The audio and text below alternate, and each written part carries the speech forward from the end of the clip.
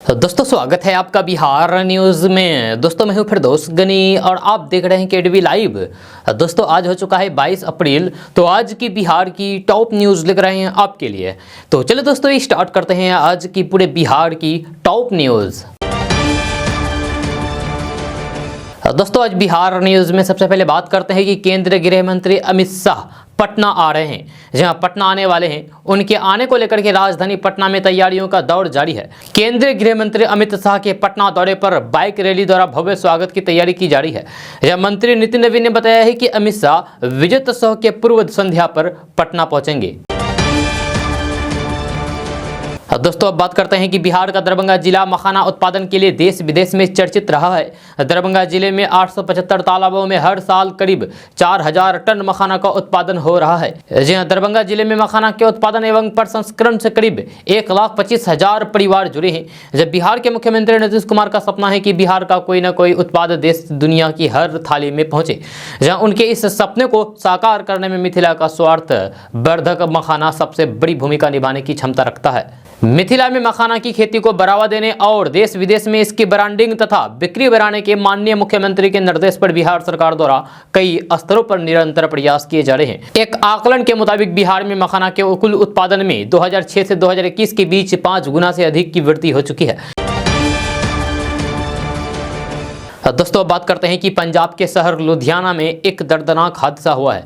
जब यहां आग लगी की एक वारदात में 7 बिहारियों की मौत हो गई। ये सभी एक ही परिवार के सदस्य थे। जानकारी के मुताबिक आग सुबह तकरीबन 3 बजे के आसपास लगी। उस वक्त घर के सभी सदस्य सो रहे थे। किसी को जान बचाने का मौका तक नहीं मिला। परिवार के सभी 7 सदस्य जिंदा जल करके मर गए। लुधियाना पुलिस के मुताबिक सभी मृतक के प्रवासी मजदूर परिवार से थे। जहां ये हादसा टिब्बा रोड में स्थित नगर पालिका के कचरा डंप यार्ड के पास हुआ है। जहां एक झोपड़ी में ये परिवार रहता था। ये सभी बिहार से ताल्लुक रखते थे। झोपड़ी में किस वजह से आग लगी इसकी जानकारी नहीं मिल पाई है। हादसा इतना दर्दनाक था कि परिवार के सदस्यों के साथ साथ सब कुछ जल करके खाक हो गया। इस परिवार का केवल एक सदस्य राजेश सुरक्षित बच पाया है। ये परिवार बिहार के समस्तीपुर जिले का रहने वाला था। समस्तीपुर का रहने वाला सुरेश सहनी अपने परिवार के साथ वहां मजदूरी का काम करता था। राजेश के मुताबिक उसके पिता कबाड़ का काम करते थे और किसी तरीके से गुजर बसर होती थी। दोस्तों बात करते हैं कि एक ऐसी घटना सामने आई है जो दिल को दहला देने वाली है। इस घटना में एक साथ पूरे परिवार की मौत हो गई और उस परिवार में 10 सदस्य शामिल है। जब पूरे परिवार यानी कि 10 लोगों की मौत हो गई। मामला क्या है और कहां का है तो चलिए हम आपको भी बताने जा रहे हैं। तो राजस्थान के झुंझुनू में मंगलवार को लोहागढ़ स्नान करके वापस लौटे समय हादसे का शिकार हुए परिवार के 10 सदस्यों का एक साथ अंतिम संस्कार किया गया। एक ही परिवार के 10 सदस्यों का जब चिता तैयार हुआ तो फिर हर किसी का दिल बैठ गया। जिसने भी इस दर्दनाक मंजर को देखा खुद को रोने से नहीं रोक पाया। इस दौरान पूरे गाँव में सन्नाटा पसरा रहा। किसी घर में चूल्हा तक नहीं जला। इससे पहले जब सभी के सब गाँव पहुंचे तो पूरे गाँव में शौक की लहर दौड़ गई। रह रह करके उठी चित्कारों से पूरा गांव दहल उठा। एक साथ 10 अर्थियां एक साथ उठने पर तो परिवार वालों को संभालना ही मुश्किल हो गया। दोस्तों बात करते हैं कि शादी के लिए लड़का लड़की यानी कि दूल्हा दुल्हन के साथ साथ उनके परिजन हजारों ख्वाहिशें पालते हैं। जहाँ उनके दिलों में कई तरह की हसरतें होते हैं। जहाँ इस दिन के लिए लोग क्या क्या नहीं सोचते हैं। लेकिन प्यार और बेवफाई में फ़र्क होता है। इसका एक बार फिर से उदाहरण उस वक्त देखने को मिला जब एक लड़की ने शादी ना करने के लिए अपने ही मंगेतर का गला ही काट दिया। गनीमत यह रही कि दूल्हे की जान बच गई और इसका इलाज चल रहा है। पूरा मामला आंध्र प्रदेश के विशाखापट्टनम का है। यहाँ एक दुल्हन ने शादी के लिए सब कुछ तय हो जाने के बाद अपने मंगेतर को सरप्राइज देने के लिए बुलाई और फिर उसका गला काट दिया और मौके से फरार हो गई। जब लड़के का नाम रामू नायडू है, वो CSIR में साइंटिस्ट के पद पर तैनात है। जब पुलिस के मुताबिक रामू नायडू के पुष्पा नाम की एक लड़की से अगले महीने शादी होने वाली थी, लेकिन पुष्पा को यह शादी पसंद नहीं थी। जब उसने रामू को मंदिर के पास वाली एक पहाड़ी पर बुलाया। जब लड़के ने उससे इसका कारण पूछा तो फिर उसने कहा कि सरप्राइज है। जब लड़का मंदिर के पास वाली पहाड़ी पर आया तो फिर कुछ देर बात करने के बाद उसके गले पर चाकू से हमला कर दिया। इस हमले में रामू नायडू गंभीर रूप से घायल हो गया है। अपने होने वाले दूल्हे को तड़पता छोड़ करके पुष्पा मौके से फरार हो गई। बाद में रामू को अस्पताल में भर्ती कराया गया है, जहां उसकी हालात अभी स्थिर है। पुलिस ने आरोपी लड़की को गिरफ्तार कर लिया है। पुलिस के मुताबिक लड़की का कोई भी आपराधिक बैकग्राउंड नहीं है, लेकिन वह उस लड़के से शादी नहीं करना चाहती थी, इसलिए उसने लड़के को बुलाया और फिर उसके गले पर चाकू से हमला कर दिया, उसको जान से मारने के लिए। दोस्तों बात करते हैं कि बिहार में भूजल की निगरानी आम लोगों से लेकर के मुखिया और वार्ड सदस्य भी करेंगे। इसके लिए व्हाट्सएप ग्रुप तैयार किया जाएगा। गर्मी में पेयजल की स्थिति की समीक्षा मंगलवार को मुख्य सचिव ने की है। जब मुख्य सचिव ने पीएचईडी अधिकारियों को निर्देश दिया है कि खराब पड़े चापाकलों को 1 सप्ताह में ठीक करें। भूजल की निगरानी के लिए बने व्हाट्सएप ग्रुप में जलापूर्ति योजना के पंप ऑपरेटर, मुखिया, वार्ड सदस्य, गाँव के प्रभावित व्यक्तियों को जोड़ने का निर्देश दिया गया है। इससे पेयजल की समस्या होने और फिर पेयजल स्रोत की मरम्मत की आवश्यकता होने पर शिकायत सुझाव साझा किया जा सकेगा। इस ग्रुप की निगरानी हर दिन मुख्यालय स्तर पर की जा रही है। साथ ही 1 अप्रैल से सभी ग्रामीण वार्डों में जलापूर्ति योजनाओं को सुबह 5 से 8 बजे और शाम 4 बजे से 7 बजे चलाने का निर्देश दिया गया है। मंत्री और जनप्रतिनिधियों ने जिन 3378 चापाकलों को पत्र लेकर के ठीक करने का अनुरोध किया गया था, उन्हें ठीक कर लिया गया है। विभाग का मंशा बिहार में पेयजल संकट को दूर करने का है। बिहार में पड़ रही भीषण गर्मी में लोगों को पानी की परेशानी न हो, इसके लिए जलापूर्ति योजना को तीव्र गति देने का कार्य किया जा रहा है। दोस्तों बात करते हैं कि बिहार में पड़ रही चिलचिलाती गर्मी और धूप से मंगलवार रात के बाद काफी राहत मिली है। उत्तर बिहार में मंगलवार की रात मौसम का मिजाज बदल गया। मुजफ्फरपुर, पूर्वी और पश्चिमी चंपारण, सीतामढ़ी, दरभंगा, किशनगंज, अररिया, पूर्णिया और कटिहार में आंधी, बारिश और ओला गिरने से लोगों ने गर्मी में राहत महसूस की है। हालांकि इस दौरान नुकसान और जनहानि भी हुई है। मौसम विभाग के मुताबिक बीते 24 घंटे के दौरान बिहार का मौसम शुष्क रहा। सबसे कम तापमान 21.5 डिग्री सेल्सियस अगवानपुर में दर्ज किया गया, जबकि सबसे ज्यादा अधिकतम तापमान 44 डिग्री सेल्सियस डेहरी में रहा। मोतिहारी, बेतिया, नरकतगंज, मधुबनी, सहरसा समेत कुछ और भी जिलों में तेज हवा के साथ साथ बारिश हुई। जब वहीं पटना जिले की कुछ इलाकों सहित वैशाली और मुजफ्फरपुर में मंगलवार की रात तेज हवा के साथ बिजली चमकी। बारिश और हवा के बाद बिहार के कई जिलों में लोग राहत की सांस ली है। बिहार के उत्तर पूर्व भागों के जिले जैसे कि सुपौल, पूर्णिया, किशनगंज, अररिया और कटिहार में आज में गर्जन के साथ हल्की बारिश हो सकती है। जब बिहार के दक्षिणी भागों को छोड़कर के उत्तर बिहार एवं उत्तर पूर्वी बिहार के क्षेत्रों में 2 से 4 डिग्री सेल्सियस तापमान में गिरावट होने की संभावना है। दोस्तों बात करते हैं कि केंद्र सरकार की ओर से देश के सभी वर्गों के लिए कई खास योजनाएं चलाई जा रही है। आज हम आपको सरकार की ओर से एक ऐसी योजना के बारे में बताएंगे जिसमें आपको मंथली पूरे 5,000 रुपये मिलेंगे। लेकिन अगर आप शादीशुदा हैं तो फिर आपको इसके दुगने यानी कि पूरे 10,000 रुपये मिलेंगे। आपको बता दूं कि ये पैसा हर महीने आपके खाते में क्रेडिट कर दिया जाएगा, यानी कि आपके अकाउंट में भेज दिए जाएंगे। इस स्कीम का नाम है अटल पेंशन योजना। इसमें आपको हर महीने पेंशन की सुविधा दी जाती है। इस स्कीम के तहत पति पत्नी दोनों कमाई कर सकते हैं। इसके अलावा कोई भी व्यक्ति सरकार की इस योजना का फायदा उठा सकता है। तो आइए आपको केंद्र की जबरदस्त पेंशन स्कीम के बारे में बताते हैं। अटल पेंशन योजना मोदी सरकार की एक लोकप्रिय स्कीम है जिसमें नागरिकों को 1,000 रुपये से लेकर के 5,000 रुपये तक की राशि हर महीने दी जाती है। अगर पति पत्नी दोनों इस स्कीम में आवेदन करते हैं तो फिर उनको 10,000 रुपये का फायदा मिलेगा।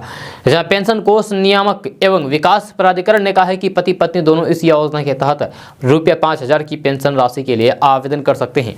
इस स्कीम में नागरिकों को हर महीने प्रीमियम की राशि देनी होती है। अगर आवेदक की उम्र 18 साल है तो फिर उसे हर महीने 210 रुपये का प्रीमियम देना होगा। अगर यही पैसा हर 3 महीने में देती है तो फिर 626 रुपये और हर महीने में देने पर 1239 रुपये देने होंगे। इसके अलावा हर महीने 1,000 रुपये पेंशन पाने के लिए 18 साल की उम्र में सिर्फ 42 रुपये देने होंगे। अगर किसी कारण से नागरिक की मृत्यु 60 साल की आयु से पहले हो जाती है तो फिर इस अटल पेंशन योजना का पैसा नागरिक की वाइफ को दिया जाएगा। अगर किसी कारण हस्बैंड और वाइफ दोनों की मृत्यु हो जाती है तो फिर इस पेंशन का पैसा नामांकित नागरिक को दिया जाएगा। इसमें आप मंथली, तिमाही और छमाही निवेश कर सकते हैं। इसमें आपको 42 साल की उम्र तक निवेश करना होगा। 42 साल में आपका कुल निवेश 1,40,000 रुपये होगा। 60 साल के बाद आपको मंथली 5,000 रुपये पेंशन मिलेगा। अगर आप भी इस खाता को खोलना चाहते हैं तो फिर आपको बता दूं कि आप एक सदस्य के नाम से सिर्फ एक ही अकाउंट खुलवा सकते हैं। आप बैंक के जरिए इस स्कीम में खाता खुलवा सकते हैं। शुरू के 5 साल सरकार की ओर से भी योगदान राशि दी जाएगी। दोस्तों बात करते हैं कि महाराष्ट्र में लाउड स्पीकर को लेकर के राजनीति थमने का नाम नहीं ले रही है। जहां केंद्रीय मंत्री रामदास अठावले ने लाउड स्पीकर विवाद को लेकर के बड़ा बयान दिया है। उन्होंने कहा है कि महाराष्ट्र में लाउड स्पीकर को लेकर के राजनीति करना ठीक नहीं है। कई सालों से मस्जिदों पर लाउड स्पीकर लगे हैं। लाउड स्पीकर को लेकर के क्या करना है इस पर मुस्लिम समाज विचार कर सकता है, लेकिन मुझे लगता है कि एक धर्म के लोगों को दूसरे धर्म का आदर सम्मान करना चाहिए। पत्रकारों से बातचीत में उन्होंने कहा है कि नवरात्र और अन्य उत्सव पर लाउड स्पीकर चलते हैं। मस्जिदों के लाउड स्पीकर निकालने की राज ठाकरे की भूमिका का हम विरोध करते हैं। राज ठाकरे को अगर मंदिर पर भी लाउड स्पीकर लगाना है तो फिर वो लगा सकते हैं। अगर मस्जिद के लाउड स्पीकर निकाले जाते हैं तो फिर रिपब्लिक पार्टी विरोध करेगी। दोस्तों बात करते हैं कि बिहार के मदरसों में पिछले कुछ समय से लगातार इस बात की शिकायत मिलती रही है कि यहाँ शिक्षकों सहित सभी नियुक्ति में अधिकारियों के नाते रिश्तेदारों को मौका दिया गया है। अब इस स्थिति को बदलने की तैयारी की जा रही है। जब बिहार सरकार ने फैसला किया है कि बिहार मदरसों में सहायक शिक्षक, लिपिक और परिचारी के पदों पर अब शिक्षा विभाग नियुक्त करेगा। जब सोमवार को राज्य कैबिनेट की मंजूरी के बाद मंगलवार को इस संबंध में अधिसूचना जारी कर दी गई है। इसके तहत अब मदरसों में सीधी नियुक्तियां होगी। मदरसों में होने वाली भर्तियों के लिए जिलों में तैयार सॉफ्टवेयर का प्रयोग किया जाएगा। इसी पोर्टल पर खाली पड़े पदों को भी अपलोड किया जाएगा। जब नियुक्ति के लिए ऑनलाइन आवेदन लिए जाएंगे। आवेदनों के आधार पर मेगा सूची और चयन सूची का निर्माण वेब पोर्टल के माध्यम से होगा। दोस्तों बात करते हैं कि दिल्ली के जहांगीरपुरी हिंसा मामले के बाद एमसीडी के बुलडोजर एक्शन पर सियासत तेज हो गई है। एआईएमआईएम के चीफ असदुद्दीन ओवैसी ने कार्रवाई को मुस्लिम उत्पीड़न का जरिया बताया था, जिसके जवाब में अब केंद्रीय मंत्री गिरिराज सिंह ने बुलडोजर एक्शन को सही ठहराया है। गिरिराज सिंह ने बुलडोजर एक्शन को सही ठहराते हुए कहा है कि इस मामले में हिंदू मुस्लिम क्यों किया जा रहा है। पुलिस सिर्फ अपना काम कर रही है और कानून सबके लिए बराबर है। उन्होंने कहा है कि कुछ लोग जिन्ना के डीएनए के हैं। इससे पहले जहांगीरपुरी में अवैध निर्माण पर एक्शन को लेकर के ओवैसी ने बीजेपी पर निशाना साधा था। जहां ओवैसी ने ट्वीट करते हुए कहा है कि बीजेपी ने गरीबों के खिलाफ जंग छेड़ दी है। अतिक्रमण के नाम पर दिल्ली, यूपी और मध्य प्रदेश में उनके घर तोड़े जा रहे हैं। ना कोई नोटिस, ना ही कोर्ट में दलील का विकल्प, सीधे गरीब मुस्लिमों को सजा दी जाती है। ओवैसी ने आगे सवाल करते हुए पूछा है कि क्या दिल्ली सरकार का PWD इस अतिक्रमण हटाओ अभियान का हिस्सा है? क्या जहांगीरपुरी के लोगों ने इस तरह के विश्वासघात और कायरता के लिए अपना वोट दिया था? उनका बार बार यह कहकर बचना कि पुलिस हमारे नियंत्रण में नहीं है, यह काम नहीं करेगा। ओवैसी ने इस बयान में दिल्ली के मुख्यमंत्री अरविंद केजरीवाल पर भी निशाना साधा है। जहांगीरपुरी में बुधवार को अतिक्रमण के खिलाफ एक्शन शुरू हुआ था, लेकिन जमीयत उलमा हिंद की याचिका की सुनवाई करते हुए सुप्रीम कोर्ट ने फिलहाल कार्रवाई को रोकने का आदेश दिया है। जहां कोर्ट ने कहा है कि अभी यहाँ यथास्थिति बनाए रखनी चाहिए। कोर्ट इस मामले में गुरुवार को फिर से सुनवाई करेगा। उधर दिल्ली हाईकोर्ट भी बुलडोजर एक्शन के मामले पर सुनवाई करने के लिए तैयार हो गया है। दोस्तों बात करते हैं कि दिल्ली जहांगीरपुरी इलाके में अवैध अतिक्रमण के खिलाफ बुलडोजर अभियान को लेकर के कांग्रेस नेता राहुल गांधी ने मोदी सरकार पर बड़ा हमला बोला है। राहुल गांधी ने अपने ट्विटर हैंडल से लिखा है कि ये नफरत के बुलडोजर को चलाना बंद करो। राहुल गांधी ने अपने ट्वीट में आगे लिखा है कि मोदी जी, महंगाई का दौर चल रहा है। इस दौरान बिजली कटौती से छोटे उद्योग धराशायी हो जाएंगे, जिससे भविष्य में नौकरियों का और नुकसान होगा। इसलिए नफरत के बुलडोजर बंद करो और बिजली संयंत्र को चालू करो। जहांगीरपुरी में बीते दिनों हुई हिंसा के बाद अब भी माहौल तनावपूर्ण है। हिंसा प्रभावित पूरे इलाकों में पैरामिलिट्री और पुलिस के जवान चप्पे चप्पे पर तैनात है। दोस्तों बात करते हैं कि बिहार के कई इलाकों में किसान घोरासन यानी कि नील गाय से परेशान रहते हैं, जहां घोरपरास फसल को नुकसान पहुंचाते हैं। और इसके लिए 2 दिन पहले मुख्यमंत्री नीतीश कुमार की अध्यक्षता में हुई बैठक के दौरान कई महत्वपूर्ण फैसले भी लिए गए थे। लेकिन बिहार का एक इलाका ऐसा भी है जहां गांव वाले और किसान आज़ाद घूम रही बाघिन से परेशान हैं। ये बाघिन अपने 2 बच्चों के साथ आजकल गांव वाले इलाके में पहुंच जाती है, जिसे लेकर के किसान खासे परेशान हैं। खबर पश्चिमी चंपारण के बघा वाले दियारा इलाके से। यहां किसानों में बाघिन और उसके 2 बच्चों को लेकर के खौफ का माहौल है। जहां हालात ऐसे बन गए हैं कि खेत में फसल तैयार खड़ी है, लेकिन किसान इसे काटने के लिए नहीं जा रहे हैं। दरअसल गांव के लोगों ने एक बाघिन को उसके 2 बच्चों के साथ घूमते हुए देखा है। ये पूरा इलाका वाल्मीकि नगर टाइगर रिजर्व से सटा हुआ है। यहाँ जंगली जानवरों की गतिविधियां अक्सर देखने को मिलती है, लेकिन पिपरासी प्रखंड के कुछ इलाकों में इन दिनों बाघिन का खौफ है। स्थानीय लोगों के मुताबिक खेत में काम करने वाले किसानों ने बाघिन को देखा है। इतना ही नहीं, उसके पैरों के निशान भी खेत और जमीन पर मिले हैं। किसानों के लिए सबसे बड़ी मुश्किल ये है कि खेत में गेहूं की फसल कटाई का इंतजार कर रही है। अगर समय पर कटाई नहीं हुई तो और बारिश या फिर ओले पड़े तो ऐसी स्थिति में फसल बर्बाद हो जाएगी। जब मसूर की फसल भी पक करके तैयार है, लेकिन बाघिन के डर से किसान खेत में नहीं जा रहे हैं। ऐसे में उनके सामने कोई विकल्प ही नहीं बचा है। तो दोस्तों बात करते हैं कि नीतीश सरकार के नए फैसले से बिहार में पुलिसकर्मियों को अब झटका लग गया है।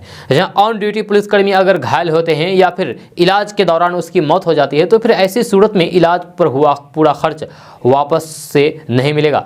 जब बिहार में अब पुलिसकर्मियों को इलाज के बाद अन्य सरकारी कर्मियों की तरह सेंट्रल गवर्नमेंट हेल्थ स्कीम की दरों से के मुताबिक ही राशि का भुगतान किया जाएगा। इसका मतलब ये हुआ कि अगर इलाज पर खर्च ज़्यादा आए, उसके बावजूद CGSCH की दरों के मुताबिक ही भुगतान भुगतान किया जाएगा। आपको बता दें कि जोखिम भरी ड्यूटी करने वाले पुलिसकर्मी अक्सर ऑन ड्यूटी घायल हो जाते हैं। इसे देखते हुए पुलिस महिला ने गृह विभाग के जरिए ड्यूटी के दौरान घायल होने वाले पुलिसकर्मियों के इलाज या फिर उसकी मृत्यु होने जाने पर इलाज का पूरा पैसे नहीं दिए जाने का प्रस्ताव स्वास्थ्य विभाग को भेजा था। दोस्तों बात करते हैं कि हिंदुत्व को लेकर के केंद्रीय मंत्री गिरिराज सिंह का ये बयान की, जिसमें उन्होंने कहा था कि देश में हिंदू खतरे में है। इसके जवाब देते हुए जेडीयू एमएलसी गुलाम रसूल बलियावी ने कहा है कि उनकी बातों से लगता है कि वे दुनिया में सनातन धर्म का अपमान कर रहे हैं। वे सरकार में मंत्री है, फायर ब्रांड नेता है, लेकिन किसी जुलूस में नजर नहीं आ रहे हैं, न उनके परिवार का व्यक्ति नजर आ रहा है और वे कहते हैं कि हिंदू धर्म खतरे में है। जेडीयू एमएलसी गुलाम रसूल बलियावी ने कहा है कि देश में कोई धर्म खतरे में नहीं है, बल्कि कुछ व्यक्तियों की कुर्सी और सत्ता खतरे में है। जिनकी सत्ता खतरे में होती है उन्हीं का धर्म खतरे में होता है। जब बिहार सरकार के मंत्री जनक राम ने बीते दिनों कहा था कि मस्जिदों से लाउड स्पीकर हटा दिया जाना चाहिए, जनक राम के इस बयान पर पलटवार करते हुए गुलाम रसूल बलियावी ने कहा कि बयान बहादुरों से बिहार नहीं चलता। आपको बता दूं कि जिस तरीके से पिछले कुछ दिनों से देश में सांप्रदायिक माहौल खराब हुआ है, दिल्ली से लेकर के बिहार तक इस तरह की खबरें आ रही है, इसको लेकर के जेडीयू एमएलसी गुलाम रसूल बलियावी का बयान भी सामने आया है, जहां उन्होंने कहा है कि कोई भी धर्म उन्माद फैलाने की अनुमति नहीं देता है। धर्म के नाम पर कुछ लोग उन्माद फैलाते हैं, उन लोगों को समाज बहुत अच्छी तरीके से पहचानता है। यदि बिहार की बात करें तो बिहार में इस तरह के उन्माद फैलाने वाले लोगों का दवा पानी बहुत ही अच्छे से हो जाता है। धर्म के जुलूस में जिस तरीके से लोग धार्मिक झंडे लेकर भी धर्म को लज्जित कर रहे थे और जिन लोगों पर धर्म बचाने का जो जत्था है उसमें देखा जाना चाहिए कि उन जगहों में क्या उन राजनेताओं के पुत्र या फिर उन बड़े नेताओं के वंशज है या नहीं। पूरी दुनिया में ऐसे लोग भारत को शर्मिंदा करते हैं। एक धर्म को लेकर के ये भारत को शर्मिंदा करने वाले ठेकेदार कौन है, इन ठेकेदारों को पहचानना बहुत जरूरी है। और भारत में कौन सा धर्म खतरे में है ये भी बताएं। क्या इन नेताओं के बाल बच्चे इस जुलूस में नजर आए हैं या नहीं आए हैं, इसकी भी जांच होनी चाहिए। और मीडिया को ऐसे लोगों के फुटेज निकाल कर के दिखाना चाहिए कि जिनका बाप कह रहे हो कि फलाना धर्म खतरे में है तो उसका बेटा उस जुलूस में है या नहीं, ये दिखाना चाहिए। देश में जिस तरीके से पिछले कुछ दिनों से धार्मिक उन्माद फैले हैं, अजान, हनुमान, राम और लाउड स्पीकर पर, इन चीज़ों पर देश में सियासत हो रही है। क्या देश में असली मुद्दों से उन्हें जनता को भटकाया जा रहा है? इस पर गुलाम रसूल बलियावी ने कहा है कि देश सब कुछ समझता है। तो दोस्तों बात करते हैं कि बिहार में कांग्रेस एमएलसी प्रेमचंद्र मिश्रा ने दावा किया है कि बिहार में बहुत जल्द राजनीतिक अस्थिरता की स्थिति उत्पन्न होगी, क्योंकि एनडीए में सब कुछ ठीक नहीं चल रहा है। उन्होंने कहा है कि यूपी विधानसभा चुनाव के परिणाम के बाद बिहार एनडीए में जेडीयू और बीजेपी के बीच खींचतान जारी है। यही कारण है कि तरह तरह खबरें सुनने को मिल रही है। कभी सुनने को आता है कि मुख्यमंत्री नीतीश कुमार उपराष्ट्रपति बनने वाले हैं, तो कभी उनके बंगले बदलने की बात कही जाती है। कांग्रेस नेता प्रेमचंद्र मिश्रा ने कहा है कि बीजेपी कहीं ना कहीं बिहार में अपना मुख्यमंत्री बनाने के जुगाड़ में है। ये जदयू के लोगों को नागवार गुजर रहा है और खींचतान लगातार बढ़ रही है। प्रेमचंद्र मिश्रा ने कहा है कि जिस तरीके का माहौल यूपी विधानसभा चुनाव के बाद भाजपा ने बिहार में बना रखा है, उससे स्पष्ट है कि अब वह नीतीश कुमार को मुख्यमंत्री के रूप में नहीं देखना चाहती है। यही कारण रहा है कि पिछले दिनों एनडीए नेताओं के बीच ही कई मामलों को लेकर के बयानबाजी तक हुई है। प्रेमचंद्र मिश्रा ने कहा है कि ऐसे हालात में बिहार की कानून व्यवस्था भी बदतर होती जा रही है, आपराधिक घटनाएं भी बढ़ रही है। एनडीए के खींचतान के बीच यहाँ के अधिकारी भी उपहौप की स्थिति में है, और तो और मंत्री पद बदले जाने की खबर से तो कई विभाग में ठीक से काम भी नहीं हो पा रहा है। कांग्रेस का मानना है कि एनडीए में कुछ ठीक नहीं है, जब बहुत जल्द बिहार एनडीए में टूट होगी। दोस्तों बात करते हैं कि बिहार के सिवान में एक गांव में देर रात से सुबह तक अचानक 3 लोगों की मौत हो गई तथा कई अन्य के बीमार हो जाने से हरकंप मच गया है। बीमार में 3 की हालत नाजुक बताई जा रही है। घटना को लेकर के परिजनों से लेकर के पुलिस प्रशासन तक कोई भी मुंह नहीं खोल रहा है। यह गांव में चर्चा है कि यह जहरीली शराब पीने से मौत हुई है। मिली जानकारी के अनुसार सिवान के पचरुखी थाना क्षेत्र के अंतर्गत हरदिया गांव में मंगलवार की देर रात से बुधवार की सुबह तक संदिग्ध परिस्थितियों में 3 लोगों की मौत हो गई। चर्चाओं की माने तो तीनों की मौत शराब पीने से हुई है। हालांकि इसे लेकर के खुलकर के किसी ने कुछ भी बताने से इनकार कर दिया है। गांव के लोगों के अनुसार गांव में कुछ अन्य लोग बीमार हैं, जिनमें 3 की हालत नाजुक बनी हुई है।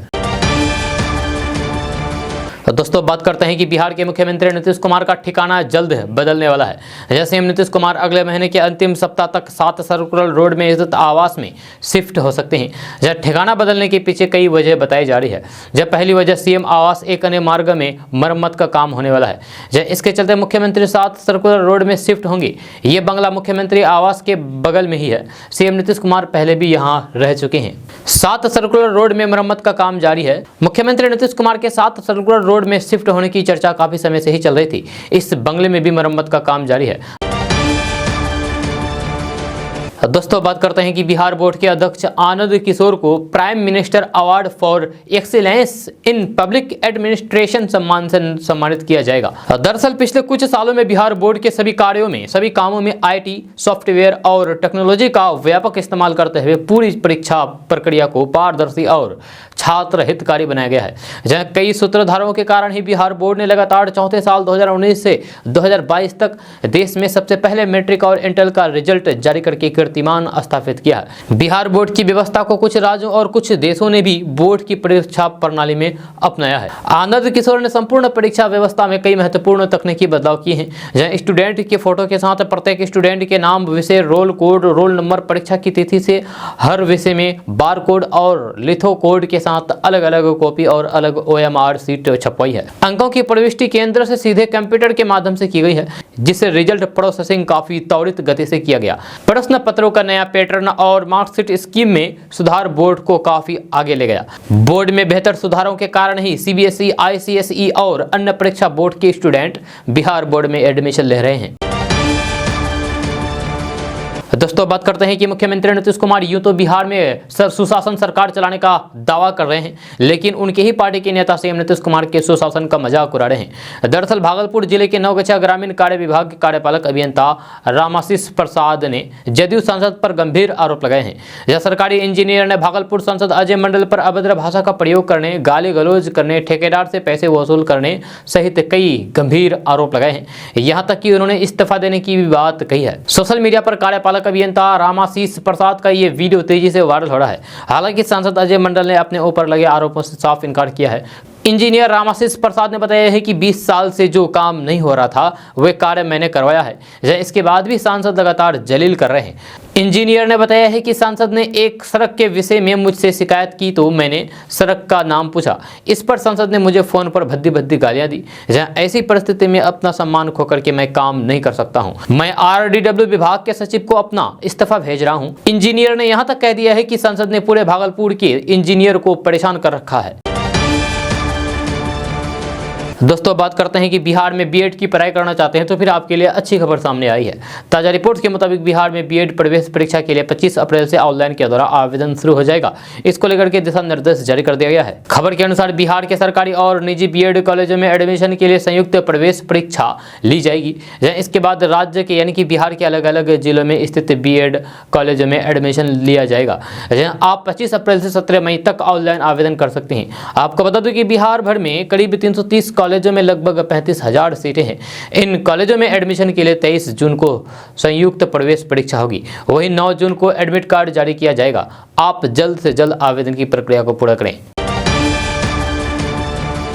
दोस्तों बात करते हैं कि बिहार की राजधानी पटना से बड़ी खबर सामने आ रही है। ताजा रिपोर्ट्स के मुताबिक पटना शहर में बिना निबंधन के चलने वाले 138 कोचिंग संस्थानों को बंद करने के आदेश दिए गए हैं। इसको लेकर के जिला प्रशासन के द्वारा दिशा निर्देश जारी कर दिया गया है। जब पटना के DM डॉक्टर चंद्रशेखर सिंह की अध्यक्षता में मंगलवार को कोचिंग संस्थान निबंधन समिति की बैठक हुई। इस बैठक में यह फैसला लिया गया है कि जिले में चलने वाले बगैर निबंधित 138 कोचिंग संस्थानों को तत्काल बंद कर दिया जाएगा। आपको बता दूं कि जिला प्रशासन के आदेश के बाद भी अगर कोई गैर निबंधित संस्थान खोलता है तो उस पर 25,000 से लेकर के 1 लाख रुपए तक जुर्माना लगाया जाएगा। साथ ही साथ ऐसे कोचिंग संस्थानों पर कानूनी कार्रवाई भी की जाएगी। दोस्तों बात करते हैं कि बिहार में प्रधान शिक्षक बनने की चाहत रखने वाले लोगों के लिए अच्छी खबर सामने आ रही है। ताजा रिपोर्ट्स के मुताबिक बिहार लोक सेवा आयोग ने प्रधान शिक्षक के पदों पर भर्ती को लेकर के नया नियम जारी किया है, जिसके बारे में सभी लोगों को सही जानकारी होनी चाहिए। खबर के अनुसार बिहार के प्राइवेट स्कूलों में प्रधान शिक्षक की भर्ती में अभ्यर्थियों के लिए एक्सपीरियंस की शर्तों को लेकर के एक अहम नोटिस जारी किया गया है। इस नोटिस में आयोग ने कहा है कि संबंधित विद्यालय के प्रधान अध्यापक, प्रभारी शिक्षक द्वारा अनुभव प्रमाण पत्र निर्गत किया जाएगा। वहीं आवेदन करने वाले शिक्षक अभ्यर्थी के स्वयं प्रभारी हैं तो फिर इस स्थिति में अनुभव प्रमाण पत्र प्रखंड शिक्षा पदाधिकारी द्वारा जारी किया जाएगा। इसको लेकर के दिशा निर्देश जारी कर दिया गया है। इससे आवेदन करने वाले अभ्यर्थी की स्थिति स्पष्ट हो गई है। आपको बता दूं कि इस भर्ती प्रक्रिया के तहत बिहार में प्रधान शिक्षक के 40,506 खाली पड़े पद भरे जाएंगे। इच्छुक और योग्य उम्मीदवार बिहार लोक सेवा आयोग के आधिकारिक वेबसाइट पर जाकर के 22 अप्रैल तक यानी कि आज तक लास्ट डेट है, आज तक आप ऑनलाइन के द्वारा आवेदन कर सकते हैं। दोस्तों बात करते हैं कि मुजफ्फरपुर की भोसा विधानसभा उपचुनाव और एमएलसी चुनाव में जीत के बाद आरजेडी खेमे में काफ़ी उत्साह है।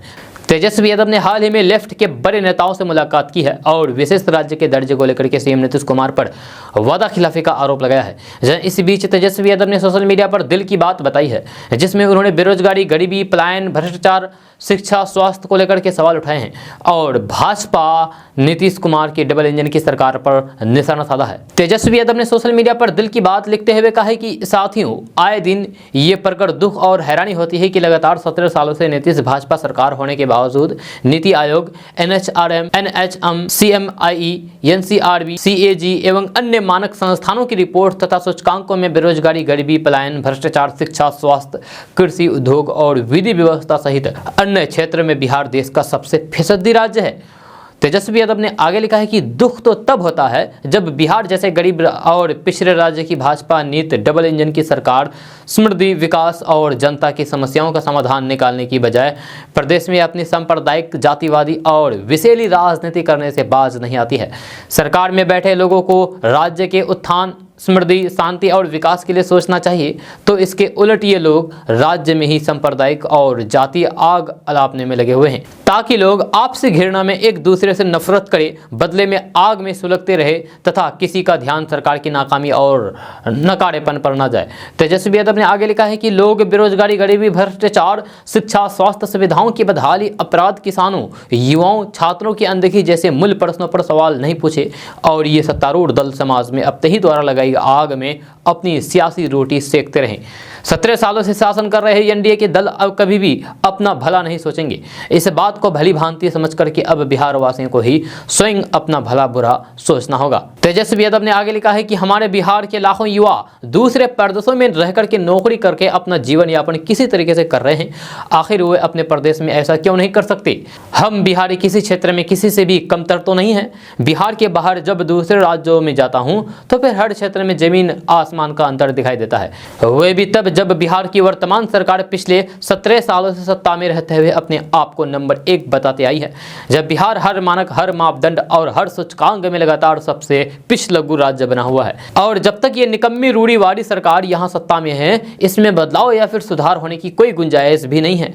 तेजस्वी यादव ने सोशल मीडिया पर आगे लिखा है कि जब भी कोई स्वतंत्र मानक संस्थान अपने मूल्यांकन के सूचकांक में बिहार को सबसे नीचे का स्थान देती है तो ये सरकार सच स्वीकारने के बजाय उस संस्थान को ही आंख दिखाने लगती है, उसमें ही खोट निकालने लगती है और उस संस्थान पर दबाव डालने का अनैतिक प्रयास करती है। जिस सरकार का उद्देश्य सिर्फ भूतकाल में जीना, राजनीतिक ध्रुवीकरण करना, समाज को बांटना और अपनी नाकामी को सुधारने के बजाय उस पर मिट्टी डालना हो, उससे किसी भी प्रकार के सुधार की उम्मीद करना मूर्खता होगी। तेजस्वी यादव ने आगे लिखा है कि बिहार के युवा को अपने हक अधिकार के लिए सरकार से निरंतर सवाल कर रहे हैं, करते रहेंगे, लड़ते रहेंगे, क्योंकि इस सरकार ने बिहार की 2 पीढ़ियों के वर्तमान एवं भविष्य को बर्बाद कर दिया है। बिहार की जनता जान चुकी है कि ये सरकार सिर्फ और सिर्फ सफ़ेद झूठ की खेती करके लोगों को मूर्ख बना सकती है, मूर्ख बनाती है। हम युवाओं के सहयोग से युवाओं के भविष्य के लिए बिहार में व्यस्त भ्रष्टाचार, गरीबी, पलायन, अशिक्षित और बेरोजगार के घने अंधेरे को हटाकर ही रहेंगे। दोस्तों बात करते हैं कि बिहार के पॉलिटेक्निक कॉलेजों के बच्चे अब ड्रोन टेक्नोलॉजी समेत कई अन्य आधुनिक टेक्नोलॉजी की पढ़ाई कर सकेंगे। जब सरकार ने बिहार के 11 पॉलिटेक्निक कॉलेजों को अलग अलग सेक्टर में सेंटर ऑफ एक्सीलेंस बनाने की तैयारी कर रही है, जहाँ इसमें IIT पटना को नॉलेज पार्टनर और कार्यान्वयन एजेंसी के रूप में जिम्मेदारी दी जा रही है। जहाँ इसके तहत drone technology, robotics, artificial intelligence, 3D printing, industrial automation, electric vehicles जैसे कोर्सेज हैं। इन कोर्सेज को शुरू करने का उद्देश्य बच्चों को इंडस्ट्री की ज़रूरतों के अनुसार गुणवत्तापूर्ण ट्रेनिंग देना है। सरकार की नई नीति के अनुसार IIT पटना इन पॉलिटेक्निकल कॉलेजों में सेंटर ऑफ एक्सीलेंस के लिए प्रस्तावित हब और स्पॉक्स में आवश्यक मशीनें, उपकरण, सॉफ्टवेयर इंस्टॉल करने के साथ लेबोरेटरी विकसित करेंगे। यहाँ इंडस्ट्री के एक्सपर्ट का लेक्चर कराया जाएगा। प्रशिक्षुओं के मूल्यांकन, प्रमाणीकरण और डाटाबेस के लिए एंटरप्राइज रिसोर्स प्लानिंग पोर्टल विकसित करेगी। दोस्तों बात करते हैं कि बिहार के राजनीति के लिए आरजेडी की कमान पूरी तरीके से तेजस्वी को सौंप दिए जाने की चर्चा पर कटिहार में डिप्टी सीएम तारकिशोर प्रसाद ने अपने ही अंदाज में इस पर वार किया है। उन्होंने कहा है कि आरजेडी के लिए ये सामान्य विषय है जहां पार्टी माता पिता और पुत्र के बीच ही चक्कर लगाता रहता है, जब परिवारवाद के चक्कर में पूरी तरीके से आरजेडी जकड़ा हुआ है। जो लोग वर्षों से वहां सेवादार बने हुए हैं उन लोगों को ऐसी हालात पर विचार करना चाहिए। मंगलवार को कटिहार में केंद्रीय मंत्री गिरिराज सिंह द्वारा आकांक्षी जिला के रूप में किए जा रहे समीक्षा बैठक में भाग लेने पहुंचे डिप्टी सीएम तारकिशोर प्रसाद ने कहा कि भाजपा में सभी कार्यकर्ताओं को उनके काम के हिसाब से आगे बढ़ने का मिलता है। कटिहार में केंद्रीय मंत्री गिरिराज सिंह द्वारा आकांक्षी जिला के रूप में किए जा रहे समीक्षा बैठक में भाग लेने पहुंचे डिप्टी सीएम तारकिशोर प्रसाद ने कहा कि भाजपा में सभी कार्यकर्ताओं को उनके काम के हिसाब से आगे बढ़ने को मिलता है। यहाँ एक छोटा कार्यकर्ता भी अपने काम से बड़े पद पर पहुंच सकता है, जबकि आरजेडी जैसी पार्टियां सिर्फ एक परिवार तक सीमित रह गई है। आपको बता दूं कि आरजेडी नेता लालू प्रसाद यादव की तबीयत खराब होने के कारण लंबे समय से इस बात के कयास लगाए जा रहे हैं कि तेजस्वी यादव को पार्टी की पूर्ण जिम्मेदारी सौंपी जा सकती है। हालांकि अभी सिर्फ औपचारिक घोषणा होना बाकी है। वहीं कुछ दिन पहले ही विधान परिषद में भी राबड़ी देवी को विपक्ष का नेता चुनने के बाद जदयू भाजपा ने आरजेडी में परिवारवाद का मुद्दा उठाया था। दोस्तों बात करते हैं कि बिहार में पड़ रही प्रचंड गर्मी से लोगों को मंगलवार के दिन थोड़ी सी राहत जरूर मिली है, लेकिन मौसम विभाग के मुताबिक ये राहत चंद दिनों के लिए है। अगले 1-2 दिनों तक के बिहार में कुछ जगहों पर बारिश और ओले पड़ने की वजह से तापमान में गिरावट देखने को मिल रही है, लेकिन आगे आने वाले दिनों में गर्मी का सिलसिला लगातार जारी रहेगा। जब बिहार में गर्मी को लेकर के स्कूल संचालक के सवाल पर राज्य के शिक्षा मंत्री विजय कुमार चौधरी ने स्थिति स्पष्ट की है। शिक्षा मंत्री विजय कुमार चौधरी ने कहा है कि बिहार में जारी भीषण गर्मी और तापमान के बढ़ने का आकलन किया जा रहा है। आपदा प्रबंधन विभाग और अन्य संबंधित विभागों से परामर्श करके सही समय पर उचित निर्णय लिया जाएगा। मीडिया के इस सवाल पर कि क्या मौजूदा गर्मी और तापमान को देखते हुए राज्य के स्कूलों में गर्मी की छुट्टी पहले ही कर दी जाएगी, इस सवाल के जवाब में शिक्षा मंत्री विजय कुमार चौधरी ने कहा है कि गर्मी की छुट्टी को लेकर के तत्काल सरकार ने कोई फैसला नहीं लिया है, लेकिन गर्मी की प्रचंडता को देखते हुए शिक्षा विभाग और सरकार की तरफ से भी नजर रखी जा रही है। शिक्षा मंत्री विजय कुमार चौधरी ने कहा है कि स्कूल बंद करने से बच्चों की पढ़ाई बाधित होती है, इसलिए हम स्कूल बंद करना नहीं चाह रहे हैं, लेकिन बच्चों के स्वास्थ्य को जोखिम में डालकर पढ़ाई भी नहीं करवाना भी संभव नहीं है। शिक्षा मंत्री विजय कुमार चौधरी ने कहा है कि गर्मी और तापमान के बढ़ने का आकलन किया जा रहा है और अगर जरूरत हुई तो फिर छुट्टियों पर आदेश जारी होगा। दोस्तों बात करते हैं कि रूस और यूक्रेन के बीच युद्ध थमने का नाम नहीं ले रहा है। भारत से रूस और यूक्रेन में अनेक छात्र मेडिकल की पढ़ाई के लिए पहुंचे हुए थे। जहां युद्ध के चलते मेडिकल छात्रों के पास वहां अपनी पढ़ाई को अधूरी छोड़ने के अलावा कोई रास्ता नहीं है। जहां अधूरी पढ़ाई को पूरी करने के लिए रूस के द्वारा बिहार के छात्रों को एडमिशन के लिए ऑफर दिया जा रहा है कि उन्हें वापस से वीजा दिलाने में मदद की जाएगी, जिससे छात्रों को काफ़ी राहत मिली है। जहां मिली जानकारी के मुताबिक मेडिकल स्टूडेंट से दोनों ही देशों ने इसको लेकर के संपर्क किया है। वहीं मेडिकल छात्रों का कहना है कि कई विश्वविद्यालयों में ऑनलाइन पढ़ाई शुरू की जा चुकी है। इसके अलावा विश्वविद्यालय द्वारा 4 महीने के अंदर हालात सामान्य हो जाने का आश्वासन दिया गया है। हालातों को देखते हुए छात्रों के लिए समस्या बढ़ सकती है, क्योंकि इस तरह से उनकी पढ़ाई का काफ़ी नुकसान हो रहा है। दोस्तों बात करते हैं कि बिहार में +2 स्कूलों को अब हाईटेक बनाने की तैयारी हो रही है। शिक्षा विभाग 9000 से ज़्यादा उच्चतर विद्यालयों को वाईफाई लेस करने जा रहा है। जहां इसके लिए शिक्षा विभाग जल्द ही टेंडर निकालने की तैयारी में है। शिक्षा विभाग की कोशिश है कि बिहार के उच्चतर विद्यालयों के छात्र इंटरनेट की दुनिया से जुड़ सके। जहां शिक्षा विभाग से मिली जानकारी के मुताबिक स्कूलों को वाईफाई से लेस करके बिहार के सरकारी स्कूलों के छात्र भी निजी विद्यालयों को टक्कर दे सके। बिहार में कॉलेजों को वाईफाई से जोड़ा गया है और अब उच्चतर विद्यालय यानी कि हायर सेकेंडरी स्कूलों को भी वाईफाई से जोड़ा जाएगा। दूसरे शब्दों में कहें तो फिर बिहार के लाखों छात्र अब मोबाइल पर भी पढ़ाई कर सकेंगे। शिक्षा विभाग ने इसके लिए खाका तैयार कर लिया है। जहां शिक्षा विभाग से मिली जानकारी के मुताबिक स्कूलों को वाईफाई मुहैया कराने वाली एजेंसी के लिए RFC यानी कि टेंडर निकाला जाएगा। स्कूल के प्रिंसिपल और छात्र भी मानते हैं कि वाईफाई लगने से उन्हें इंटरनेट के जरिए पढ़ाई में आसानी होगी। दोस्तों आज का न्यूज़ बस यहाँ तक। कैसा लगा जरूर अपना सुझाव दीजिएगा नीचे कमेंट बॉक्स में कमेंट करके। अगर आप नए आए हैं इस चैनल पर तो फिर चैनल को सब्सक्राइब के बेल आइकन को भी प्रेस कर दीजिए और साथ में वीडियो को लाइक कर दीजिए, अपने दोस्तों के साथ शेयर भी कीजिए। तो चलो दोस्तों फिर मिलते हैं नेक्स्ट वीडियो में, तब तक के लिए जय हिंद जय बिहार।